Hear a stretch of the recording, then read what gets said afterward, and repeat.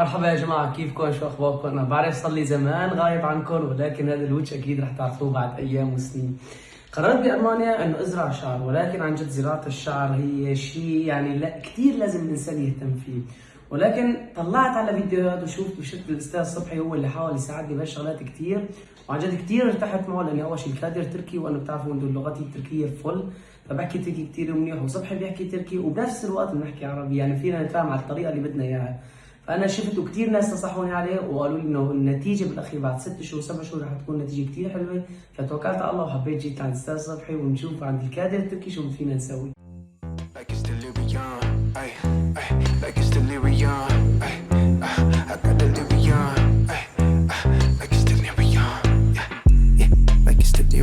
She just wanna bounce to it, baby, get your giddy on. Walk up to the stage with a drink like I'm Giveon. But I never came here to sing what I'm really on. Giving dividends, I'm trying to boost your career and all. Know you got a binge, you ain't got one with the ceiling gone. If you wanna get it gone, give me the experience. Make me a believer like a feature at the cinema. Then we gotta keep it all a secret like the Pentagon. All these people times, people asking me what we've been on. You know that it's blonde, they just wishing they could watch it blue. وخلصت الحلاقة حلقوا لي، بس والله الدكتورة حلاقتها أحسن من الحلاق صراحة.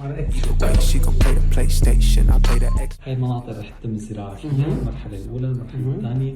هاي المناطق كمان الدكتورة اللي حددتها رح يتم الاقتطاف من الشعر. طبعا الاقتطاف يتم بشكل موزع بشكل هوموجيني بحيث إنه ما يبين فضل كمان بنفس الوقت. إن شاء الله ادعوا لنا هيك يا رب نشوف نتيجة، وخلوكم معنا. Your body, I just can't shake it. And I just want you to grind upon me all night long. مرحبا متابعين خليل، يعطيكم ألف عافية على المشاهدة.